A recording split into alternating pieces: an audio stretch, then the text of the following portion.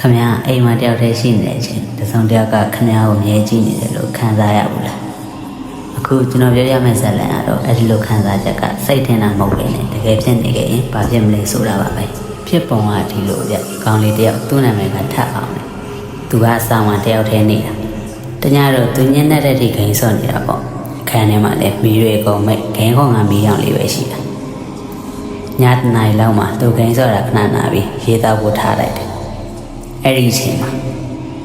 သူခန်းကားရဲ့အောက်ခြေကနေခြေလမ်းရဲ့တစ်ခုဖြတ်သွားတာကိုတွေ့လိုက်တယ်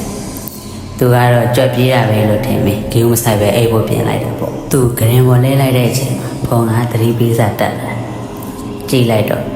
သူ့ရဲ့ခန်းရှိမှတတ်ထားတဲ့ CCTV ကနေ message ပို့တာဗျ။တဲ့ရင်ရှိမှလှောက်ရှားမှုတစ်ခုတွေ့ရှိသေးတယ်။သူကြောက်ကြောက်နဲ့ CCTV ဗီဒီယိုကိုဖွင့်ကြည့်လိုက်တဲ့အချိန်မှာ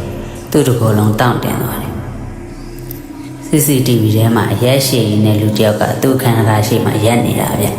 ။အဲ့ဒီလူကကင်မရာကိုတက်တက်ကြည့်ပြီးပြုံးပြတယ်။အဆိုးဆုံးကဘာလဲသိလား။အဲ့ဒီလူရဲ့လက်ထဲမှာထအောင်ရဲ့ခန်းတော့ကိုင်ထားတာဗျ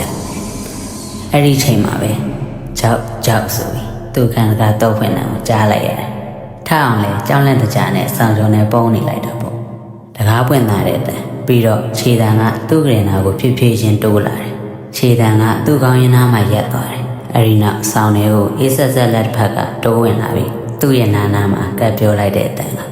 မင်းအိမ်မပြောသေးဘူးဆိုတာငါသိတယ်နော်တဲ့။နောက်တစ်နေ့မှာတော့အဲ့ဒီခန်းထဲမှာထပ်အောင်မရှိတော့ခန်းကားကတော့ပြင်ကနေတေချာလောချထားပြတာပဲခမရတို့ရောကိုယ်အိမ်မှာတယောက်ထဲလား